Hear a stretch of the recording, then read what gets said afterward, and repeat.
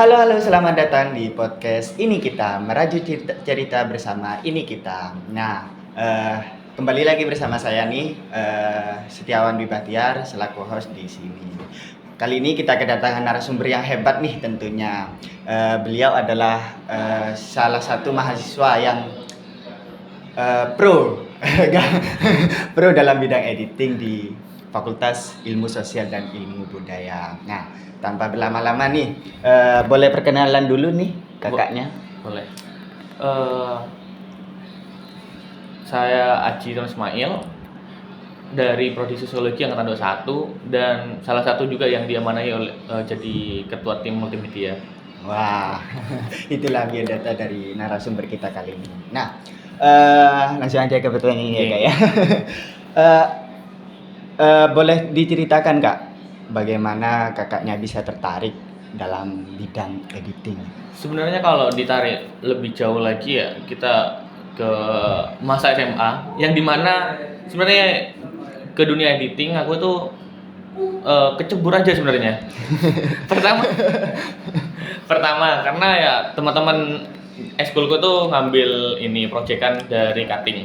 Jadi sebenarnya job nih udah orangnya udah job. Jadi si adik kelas ini udah sanggup untuk ngedit. Sebenarnya aku kan tertariknya di dunia kameramen dan visual tok ya. Iya. Suka ngesut tapi nggak suka ngedit gitu.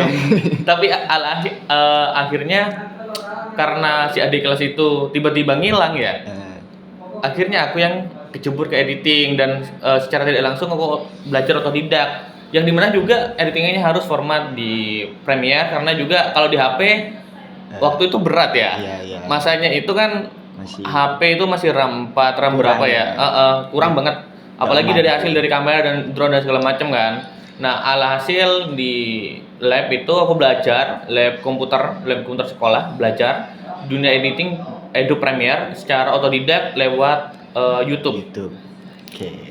Jadi itu cerita singkatnya untuk suka editing ya. Berarti gak sengaja kejebur gitu.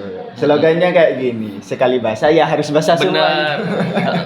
Dan karena nyebur itu ya, aku jadi ladang bisnisku sendiri gitu. Wah, bisa dijadikan ladang bisnis sekarang. Iya benar. Oke, bagus ternyata. Positif ya. Positif.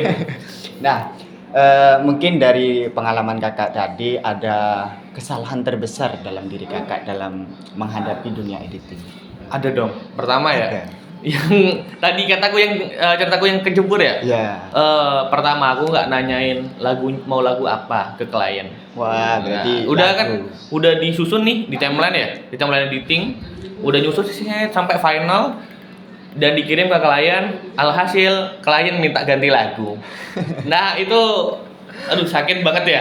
Udah ngedit, udah sampai lembur-lemburan gitu ya. Iya. Akhirnya ganti lagu. Kalau ganti lagu di dunia editing itu kan kayak kita nyusun ulang, kita ngedit dari nol lagi. Ya udah, hapus lagi, nyusun lagi gitu. Berarti itu kesalahan terbesarnya ya. Bener. Kalau dalam bidang editing sekali lagunya salah, kliennya nggak mau, terus harus revisi semua. Bener. Nah, masalah deadline nih kak. Kan kadang editing itu kadang ada yang suka menunda-nunda, suka H-1 baru dikerjain, H- seminggu baru dikerjain. Nah, bagaimana cara kakaknya mengatasi deadline yang begitu singkat?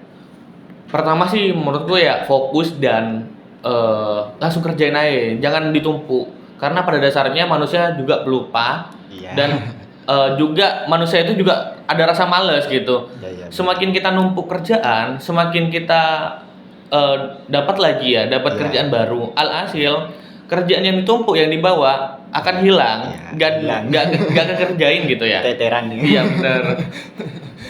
Jadi mau gak mau harus dikerjain dulu ya, harus gak usah menunda-nunda. Benar. Nah, terkait tentang video nih, bagaimana kakaknya mengatasi cara membuat konten video itu menarik di mata penonton? Sebenarnya kan sekarang Gen Z itu orang yang paling banget penasaran ya, kepo kepoan. Ya.